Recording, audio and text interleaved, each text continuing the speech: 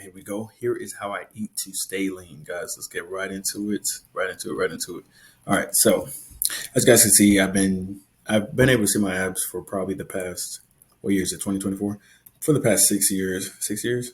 No, 4 years consistently.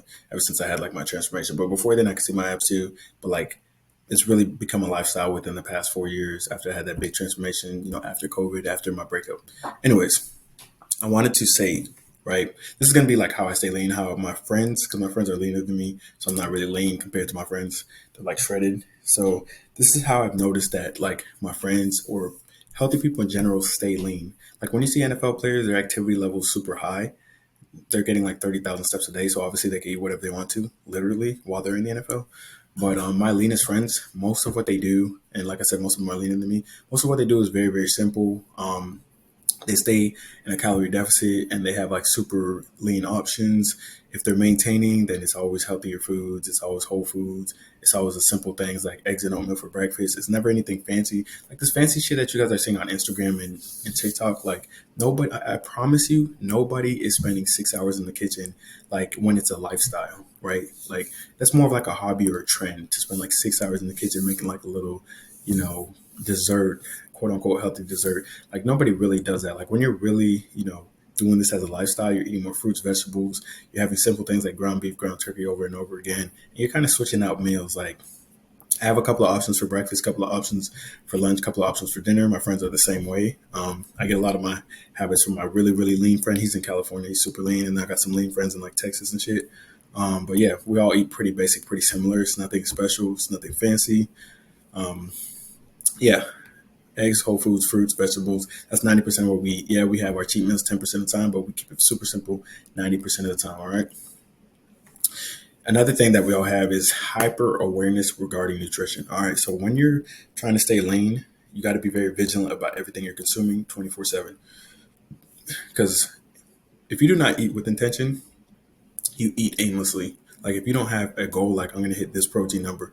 Like just think about this. Every time you've been like on with your nutrition, with your macros, don't you feel like you're in your purpose? Don't you feel like you're eating with intention? Yes. And then every time you're not tracking your macros, every time you're not looking at everything, paying attention to everything, what do you feel like? You feel like you're eating aimlessly, like you're grabbing a snack. You're like, wait, why am I eating cake? Wait, why am I going through the drive-through? Wait, why am I eating this? It's because you're not eating with purpose. When you're not eating with purpose, you literally grab anything because like they say, if you don't stand for anything, you fall for anything. So like if you're not eating a certain way, then like anything fits it within your nutrition basically, right? You just eat aimlessly.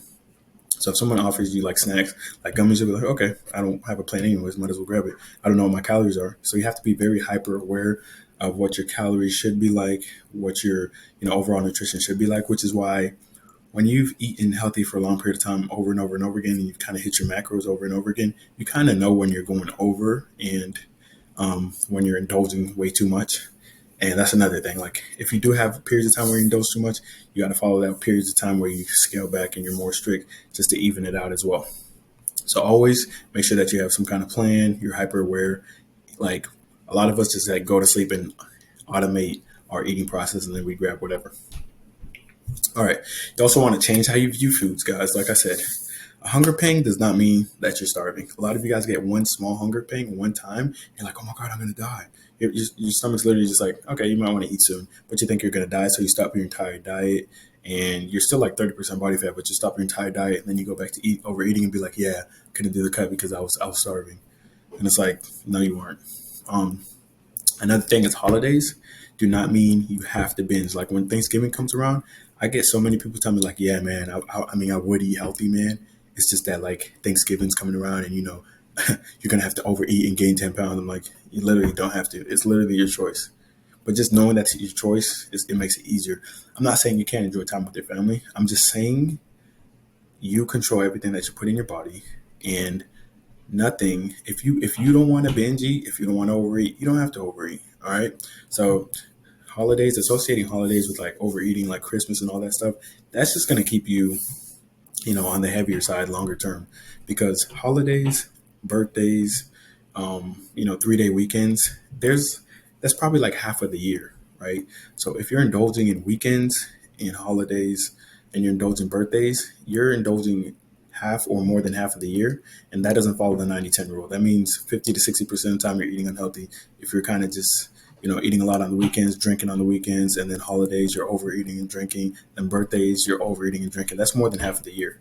So when you treat the weekends and the holidays as like just days that you binge, then you're definitely going to be out of shape for a long period of time. You're never going to reach your goals. You're never going to stay lean, right? You can still enjoy your time with family on the holidays without binge eating, guys.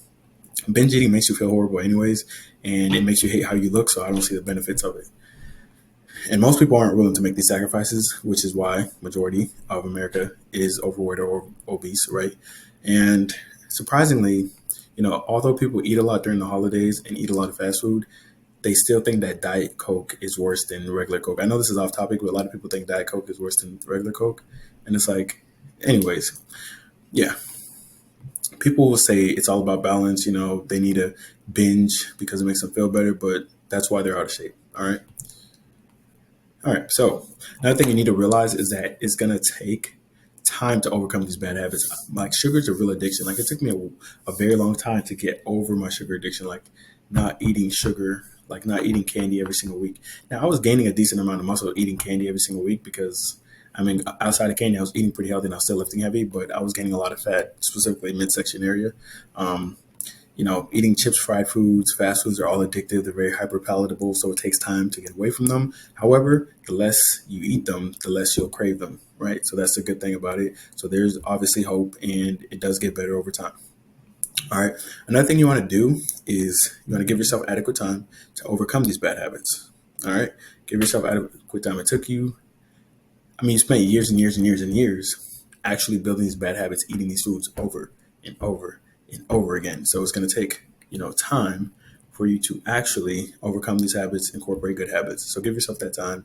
Be patient with yourself. Don't rush it. All right, cheat days. All right.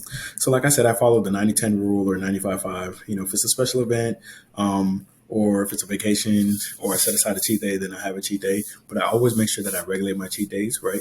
That I'm like, okay, I can have, for example, if I were to go out drinking or something, I'll be like, okay, you can have 2 glasses of wine. Because if you don't regulate it, then it can end up going way off the rails and then you feel like you lost control of yourself. But one of the biggest parts of cheat days is remembering, like, even when you have the cheat day, to avoid the guilt. You want to make sure that you tell yourself exactly what you're going to have. Like, okay, I'll have whatever I want for dinner and dessert, and then I'll have 2 drinks, something like that, right? Tell yourself what you're going to have. So when you have those things, you don't feel as guilty.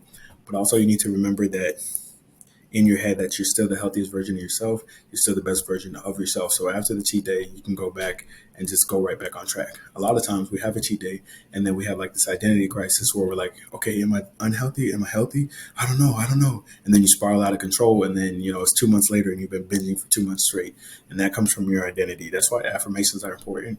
But that's also why it's like good to be objective, knowing that one cheat day, there's 365 days a year. If you have 30 cheat days, unless you eat 80,000 calories each cheat day, which is possible, I guess. If you have 30 cheat days, then it's not going to affect your results in the entire year. All right. Now, obviously, like I said, if you eat 80,000 calories somehow, you'll probably end up in the hospital. But if you eat 80,000 calories, maybe those cheat days will affect you. But if you eat 5,000, 4,000 calories for 30 days, not straight, but 30 days out of the year, you'll be fine. Trust me. All right. So basically how I eat to stay lean, breaking it down. Eating more whole foods, keeping nutrition simple. Stop letting food control you. You have control of food. Make it a lifestyle change, not a temporary change, guys. And of course, follow the 90-10 rule. Now, make sure you like, comment, subscribe. And if you guys are interested in coaching, the link is in the description. So have a blessed day.